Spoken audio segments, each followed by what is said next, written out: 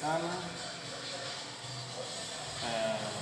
jana tulikuwa na vipindi vizuri ambavyo vilikuwa vikiendeshwa kupitia channel yetu na kupitia studio yetu,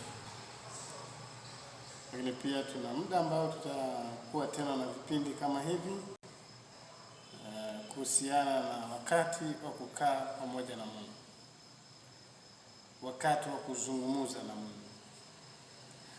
kwa sababu ni Mungu anayetaka kila wakati, kila saa tuzungumze naye, kwa sababu Mungu ndiye kusudi lake ya kwamba yeye awe karibu na watoto wake, na hivyo anataka kila wakati tupate wasaa wa kujadili, wasaa wa kutafakari, wasaa wa kusikiliza maelekezo, wasaa wa kuweza kutoa mahitaji yetu kwake. Kwa hiyo ninatumaini ya kwamba vipindi kama hivi vinakuwa vyenye baraka tele, vipindi vya kukaa na kuzungumza na Mungu, vipindi vya kukaa kumsikiliza Mungu, vipindi vya kukaa kumweleza Mungu. Zaburi ya 62 na fungu lile la 8 anasema, ifunueni mioyo yenu mbele zake. Ni wakati wa kufunua mioyo yetu mbele zake. Ninajua umefanya kazi na umesafiri katika majukumu mbalimbali. Huu ni wasaa wa kumwambia Mungu asante.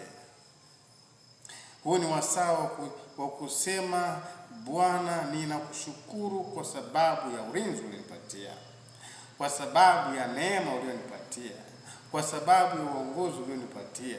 Kiuhalisia wewe ni shahidi.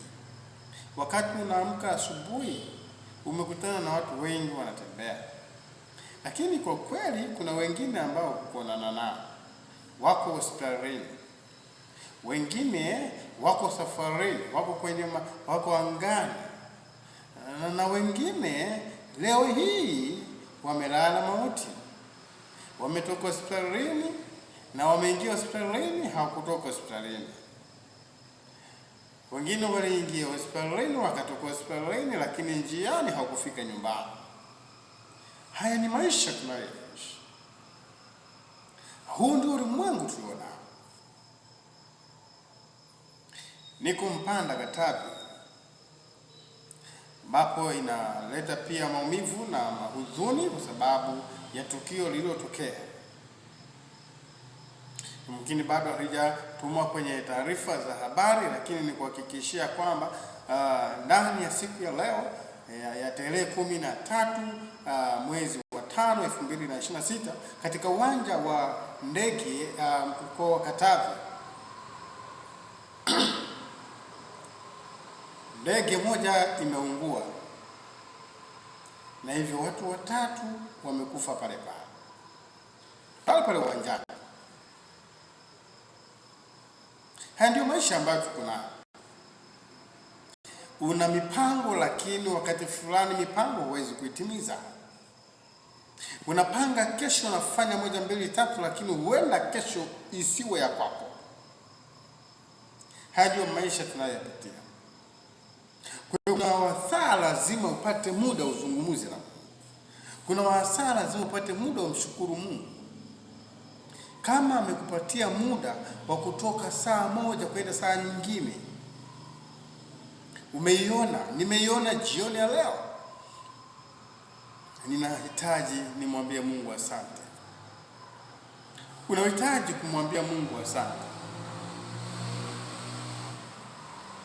Si uwezo wako na si ujanja wako, si uwezo wangu na ujanja wangu kuiona jioni ya leo na kuona usiku wa leo. Hivyo ni lazima umimine na ufunue moyo wako mbele kwa shukurani. Na laiti kama wanadamu tungejua, tungekuwa na wasaa, kwa sababu ya heka tunazipitia. na kurudi na familia yetu, tunakutana tena tukiwa salama. Kiukweli tungekuwa na ibada za shukrani kwenye familia zetu.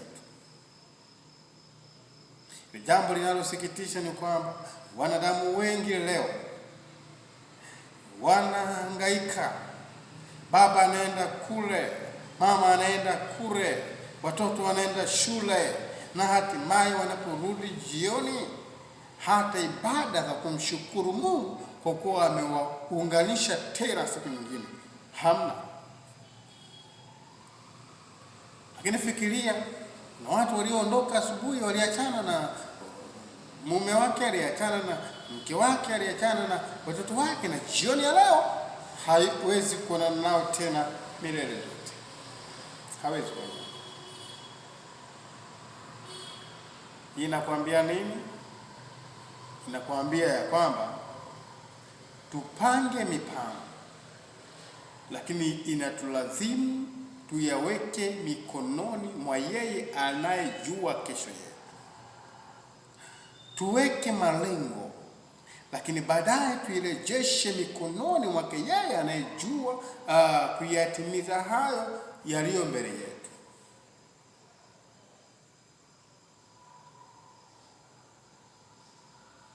Kwa maana Yeremia anasema mawazo ninayowazia mimi ni mawazo mema, kuwapa tumaini siku zenu za mwisho. Mungu analo tumaini. Hata kama leo nikilala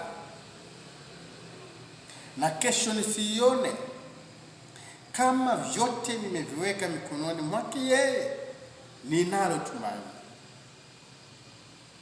Kama leo nitasafiri na hatimaye nisifikie safari yangu nikarara mauti, kama nimejisalimisha kwake, nimezungumza naye, nimemtafuta, hakika ninalo tumaini.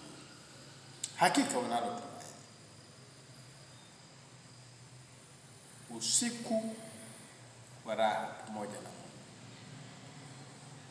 Mungu. Usiku wa raha pamoja na Mungu.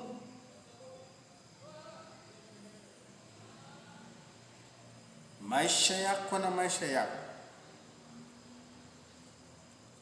lazima yawe na pumziko lenye raha, na hatuwezi kuwa na pumziko lenye raha nje ya Mungu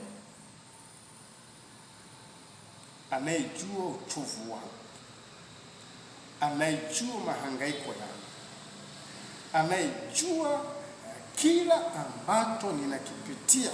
Yeye anakijua, anayejua siku ya mauti yangu.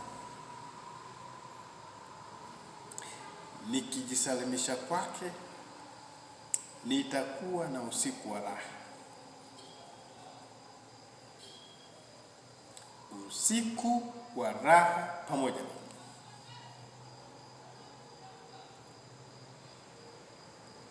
Nikutie moyo ya kwamba Mungu bado yuko hai. Mungu bado anajaa. Haijalishi majanga tunayoyasikia, haijalishi vifo tunavyoviona, haijalishi maisha yanavyozidi kuwa magumu, Mungu bado anajali.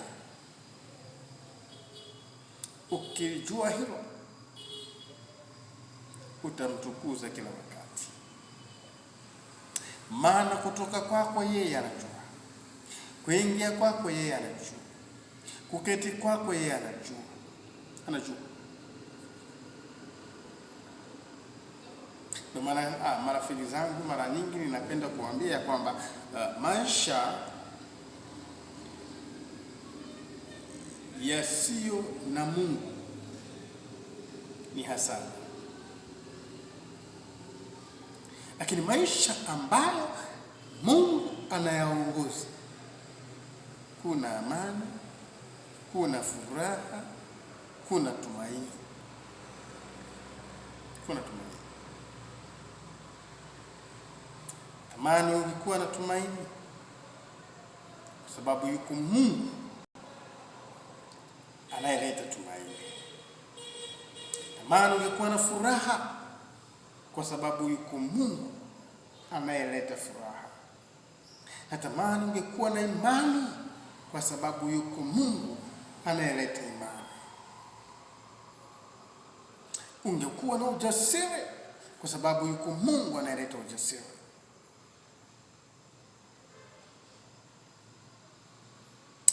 Mungu atusaidie. Mungu atutie nguvu katika nyakati hizi, atupatie fursa ya kuketi pamoja nao, ya kuwa na siku za raha pamoja nao.